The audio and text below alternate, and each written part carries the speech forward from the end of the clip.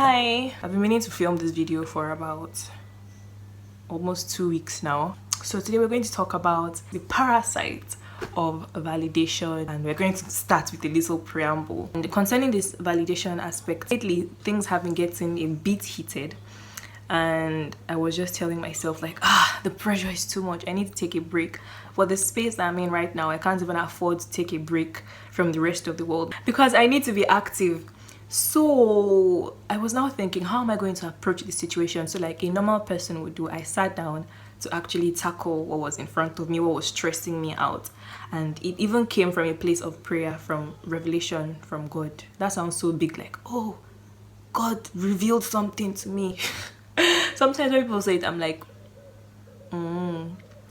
really? So I know how it may sound, me saying it, but it actually came to me when I was praying. The reason why I was getting burnt out so much recently was because of I was trying to prove. Like when the thing just sunk in my mind, I was like trying to prove what? It wasn't a foreign concept to me, because I think for majority of my life it's something that I've been doing actively or passively, trying to prove myself to the people around me. I may not actively fight for that, but I would maybe make some changes to my character, step up my game, or just do something so that I can prove myself to people that, oh yeah, she's actually good enough. And maybe that was something I was struggling with in my mind, and I internalized that you know, I needed to prove myself. It began to spread into my relationships. I hadn't realized that I was fighting for something that didn't need to be fought. I was in a war with nobody except myself. I was saying, oh yeah, I need to prove myself, I need to do this so this person can approve of me, I need to do this and that. And it was burning me out, because in every literal sense I was not getting the approval in the way that I would want it. So I was just thinking like, everything is stressing me and all of this, and if I did not get the approval, it made me even want to try harder. Like, oh yeah, and you're thinking like, is this girl crazy? But this is not something that I was aware of. Even if I did not believe in myself, even if I knew within myself that I was not as my mind had construed the situation to be, even if I knew inside of me what I was, a part of me just wanted to prove it to the people around me so that they would treat me based on this thing that I had built. For the longest time it was very lonely, either because I had pushed away the genuine people that, you know, liked me for me, and I was just doing all these things, or I had attracted the people that I could not keep up the, I don't want to say personality because it's not personality, but I could not keep up with, because I knew that I had fought a fight to prove myself to these people. It was always a thing of always trying to get their approval, always trying to get their validation. And I remember a quote that I saw once that said, if you're trying to get someone's validation or someone's approval of you, it means that you don't have it to begin with. I'm just talking about trying to please the people around you, maybe not even pleasing them, but just trying to be a certain way so that because you think that they would appreciate you that way.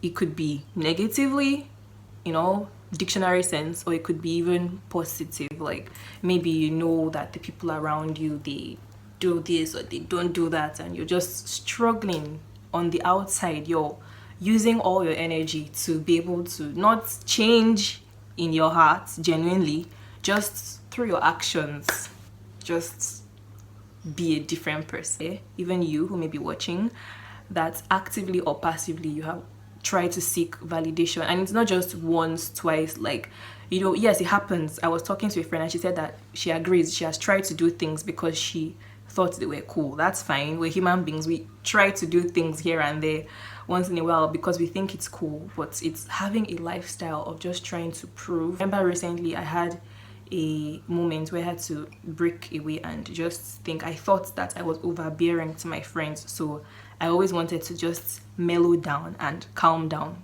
so that I would, you know, be okay for them. That is also another form of validation. I'm trying to prove that I'm something that I'm not. Like, my mind says I'm overbearing, so instead of asking myself, why do I think this way? Is this the way the situation is? If it is, how do I approach it? Instead of dealing with the situation in real life, I'm trying to convince my mind that no, this is not how you, and in the long term run it eventually burns me out. I noticed it in my friendships, in my relationships, maybe when certain people would walk out on me instead of me choosing to respect those decisions of the people, I would try to prove that I'm good enough for them to let me back into their life, or I would try to prove that I was okay without them. So that is the preamble to the intention of me coming here today to speak. What even made me really pack this together? It was a starting point for me to understand where so many other things came from. I was able to say, oh yeah, this is the root of why anxiety comes. This is the root of why I have attachments to certain people when, you know, certain people are not ready to be around me anymore. I just have such a hard time letting them go.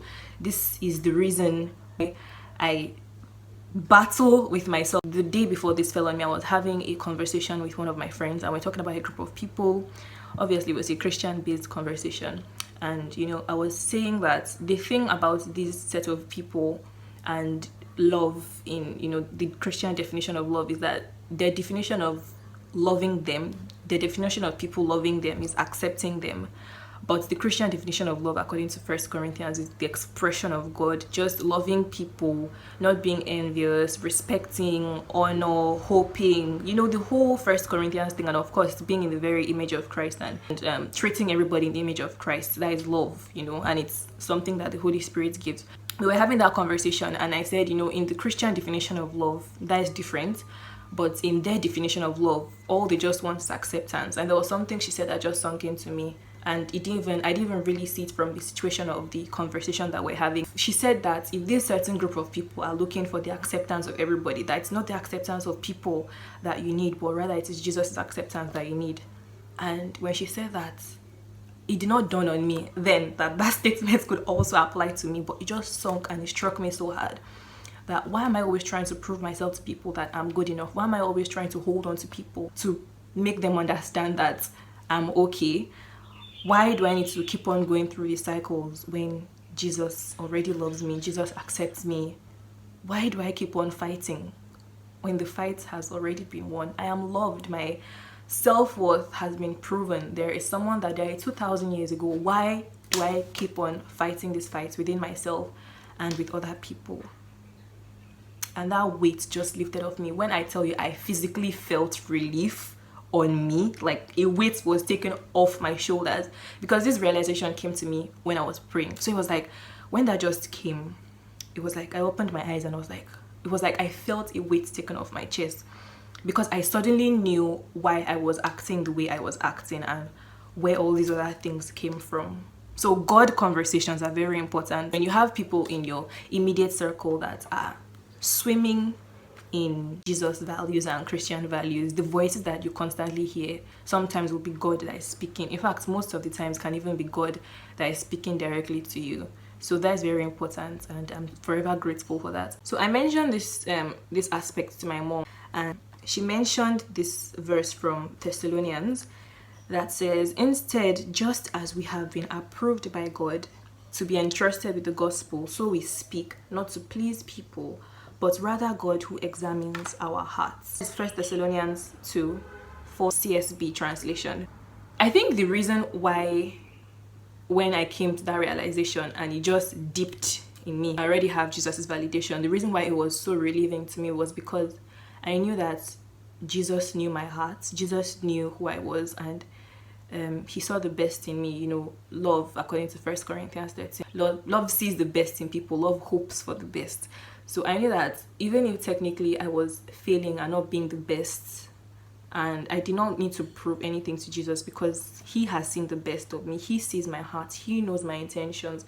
So I didn't need to wake up every day and like, oh my God, I'm going to have to fight today to prove, to be able to win Jesus's love or something like that. And that was just peace for me. And there's another verse. Obviously, I'm not trying to win the approval of people, but God. If pleasing people were my goal, I would not be Christ's servant. The thing about validation is that when you're trying to get the approval of somebody, it means that you are chasing their opinions about you. You may not be aware of it. It may be something at the back of your mind that is even driving you, like, hey, I want this person to tell me you did a good job, or hey, I want this person to think that I'm so put together, or hey, I want this person to think I'm at peace, my business is flourishing.